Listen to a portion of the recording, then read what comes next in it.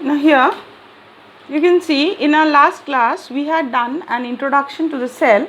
So now here today we will be dealing with the basic concept regarding to cell. Now before we begin, you see first we begin with the cell membrane. So what are cell membrane? Cells basically they are membrane bound structure filled with the cellular matrix. What is membrane? Membrane is a fine layer that is present nearly in all the cell and that is filled with a cellular matrix. What is matrix? Matrix is a filling material within anything, any packaging material you may call it. Now basically a cell has got a cell wall, that is a membrane bound structure, but they have got a cell wall, but cell wall is restricted only to the plant cell. Then they have the cell membrane. Now these cell membrane are present in all cells, and the cellular matrix, I said again, the cellular matrix basically it is a packaging material and basically it is known as a protoplasm. Now this protoplasm is a grayish jelly like. Okay, you see here protoplasm is basically a jelly like translucent. What is translucent? That which allows light to pass through them partially. It is neither transparent nor opaque. It is intermediate between a transparent and a opaque thing. So it is a translucent. Okay. Now translucent material, and it is found. Now where it is found? If it is found between the nucleus and the cell membrane, see, mind it, between the nucleus and the cell membrane, here this portion we call it as a cytoplasm, and this cytoplasm forms a base of all the other cell organisms like mitochondria, Golgi body, endoplasmic reticulum, vacuole, whatever cytoplasmic organelles are there, it is fitted in the cytoplasm. Basically, if you see a 3D structure of a cell, it is like a ball like structure with the inner cavity that is empty. So in that empty cavity, if cell organelles are fit, it will not stay to their places. So it is filled with a jelly like material that is basically known as a cytoplasm, but the material is known as a protoplasm, and that is named cytoplasm within the cell, and it is like a seeds of a watermelon. These are placed, the cell organelles are embedded within the cytoplasm, and the same protoplasm, if it is present within the nucleus, it is termed as nucleoplasm. Okay, now you see this is called nucleoplasm, and basically again we have certain structures that is known as a cell organelles.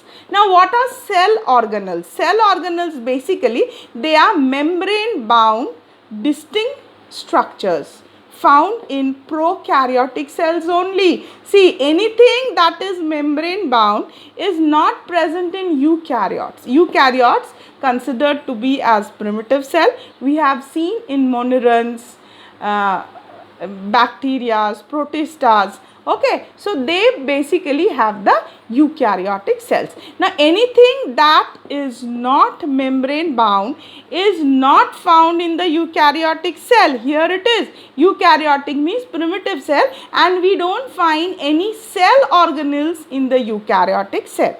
Now see here, endoplasmic reticulum, Golgi complex, lysosomes, mitochondria, microbodies and vacuoles. Now these are all membrane bound structure and found only in the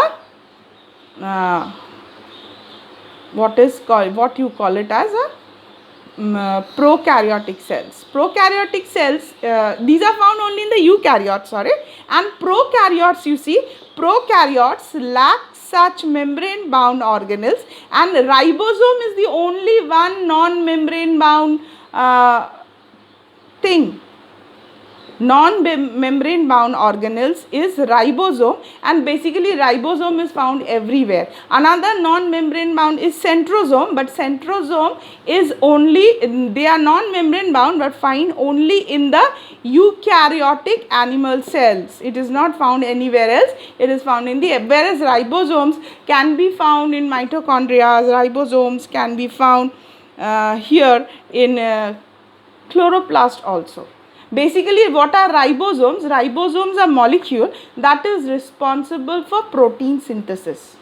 Okay, now if you see, consider the size. Size wise, cells show great variation.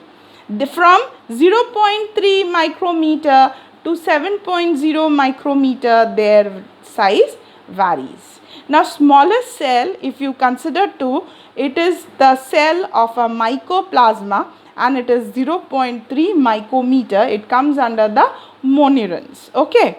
Now then, the largest isolated single cell, mind it, isolated single cell, that you find it in the ostrich egg, and the longest cell basically is found in the nerve cells. Now, shape wise also, they vary in a large category. For example, they have disc-like round shape. Now, disc-like shapes, then polygonal, columnar, cuboidal, thread-like or irregular shape, they vary according to their function.